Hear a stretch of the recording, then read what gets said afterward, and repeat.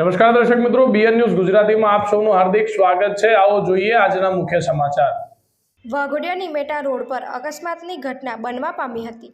વાઘોડિયાના નિમેટા પાસેના કમીરપુરા ગામ પાસે રવાલ ગામ તરફથી આવતી કારના ચાલકે સ્ટેરિંગ પરનો કાબુ ગુમાવી દેતા કાર પલટી ખાઈ રોડથી દૂર આવેલા પાન પડેકીના કેબિનમાં ઘૂસી ગઈ હતી।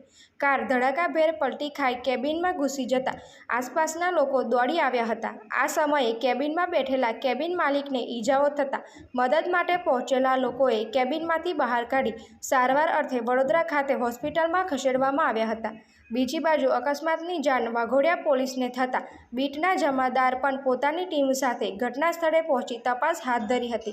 પોલીસ પાસેથી મળતી માહિતી પ્રમાણે કાર ચાલક તેમજ કારમાં સવાર અન્ય 2 યુવાનો રવાલ ગામ નજીક આવેલી ITM વોકેશનલ યુનિવર્સિટીમાં અભ્યાસ કરતા હોવાનું જાણવા મળ્યું હતું। ત્રણેય વિદ્યાર્થીઓને પણ નાની મોટી ઈજાઓ થવા પામી હતી।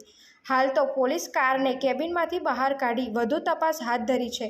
હાલ તો કાર કયા કારણોસર પલટી ખાઈ કેબિનમાં ઘૂસી તેનું સાચું કારણ જાણી શકાયું નથી।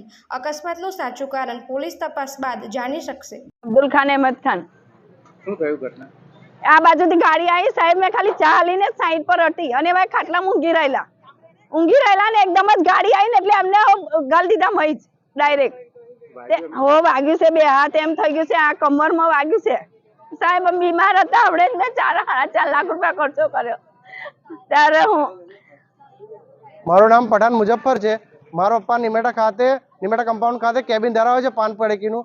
એ બપોર 3 વાગે આજે બેઠા હતા લારી પર, ત્યારે આ વાઘોડિયા સાઈડથી પૂર ઝડપે ITMના સ્ટુડન્ટની કાર આવી। કારમાં લગભગ 3 થી 4 છોકરાઓ જેવા સવાર હતા।